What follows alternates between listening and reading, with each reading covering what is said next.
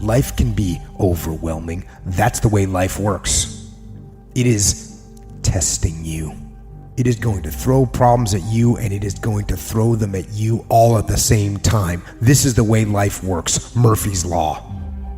It is easy to feel beaten when you're faced with all those problems at once.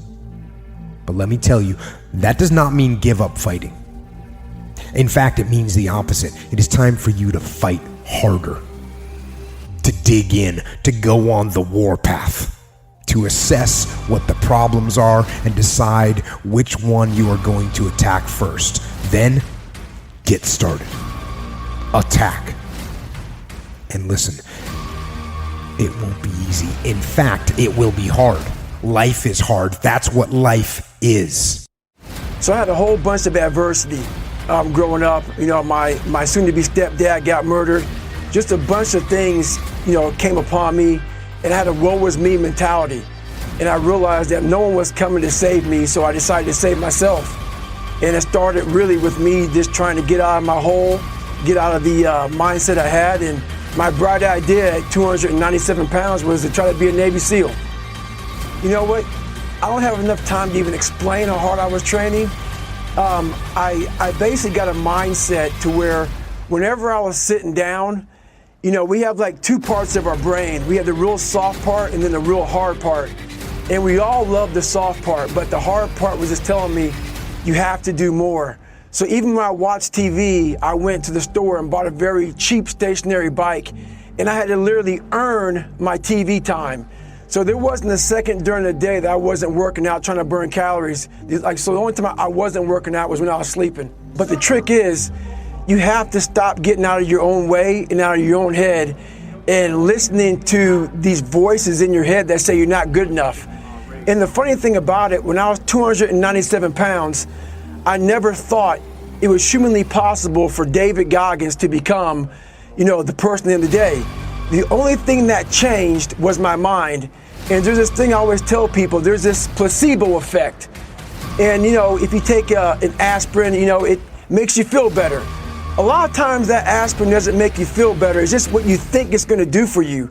And all I learned to do was really change how I thought, and that's all I changed. And the scary thing about human beings is a lot of us have the ability to be truly amazing people, but we have to change only one thing, and that's how we think.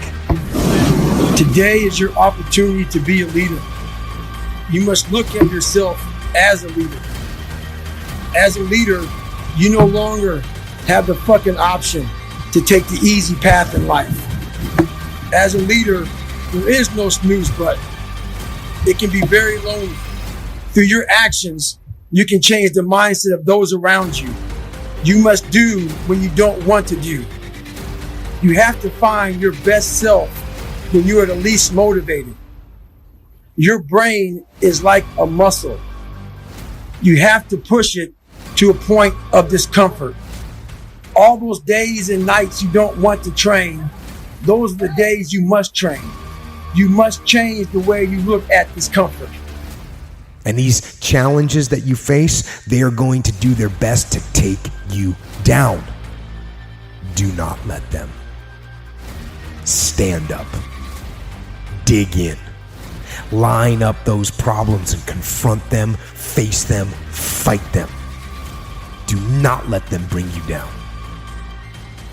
Instead, let these challenges raise you up.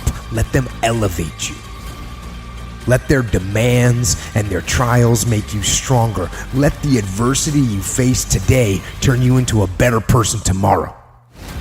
So in the future, you look back at these struggles and you say to them, thank you. You made me better. This morning I woke up with a slack-jawed, poopy pants mentality. I've been traveling an awful lot, kind of wore down a little bit. I believe in taking days off. I think days off are real important for recovery and all that stuff. But I don't believe in taking days off because your mentality is just feeling sorry for yourself. I deserve this, or I've earned that mentality. And that's what I was saying to myself. Today's self-talk was horrible. So we all have one voice, and that one voice is very powerful. That says, hey, you've earned this, you deserve this, take time off, all that stuff. Start developing the other voice that fights that voice. When it's not a designated day off, I don't care if it's running, swimming, biking, studying. If it's not a day off, don't take a day off. And start developing that voice that fights the weaker voice. So remember that. We all have one voice, work on the other voice also. Tell us about your accountability mirror. So the accountability started for me when I was about 17 years old. My mom had a hard way to go, so I didn't have a lot of people around me to kind of give me that kind of kick in the butt to say, look, you need to go this way or that way. So when I realized I was kind of alone at this point in my life, I came up with this thing called the accountability mirror. And being one of the, a few black kids in my school, I started to develop a character to where people wouldn't look at my color, but I almost became a clown. I had different hairstyles and wore my pants real low. And I came home and realized, I have a lot of changing, a lot of growing up. And my accountability mirror became sticky notes all around my mirror in the bathroom, where I was extremely raw and real with all the things I was afraid of and all the things I was running away from. And it's just a real conversation with yourself. Because there's going to be moments where it's going to take you to be married to the game. And if you're not married to the game, you're going to break up. You're going to split up. Because being married to the game means we don't quit. Because there's going to be parts of the process on your journey that are not easy. If you're not if you're not thinking about quitting a couple times, you're probably not going hard enough. It's like you're probably not passionate enough. Dreams aren't big enough. You ain't going hard enough. It hasn't become enough obstacles yet for you to get outside of your comfort zone, because there's going to be moments where you think about giving up. You just don't do it, but you think about it. And that's the difference between being married and just dating the game. And so part of the problem with going to the next level for people is they keep on, like, you ever hear the quote that said, if you're tired of starting over all the time, stop quitting on everything? Like, they're just dating all these jobs. They're dating all these things instead of, it's going to be a commitment. It's going to take a commitment if you want to go to the next level. Tell you something right now. In most cases, none of us are worthy of certain things because we haven't earned it yet. That means that some things that it is that you are seeking and certain things that you really ultimately need rather than just want, it has to be some form of worthiness connected to it.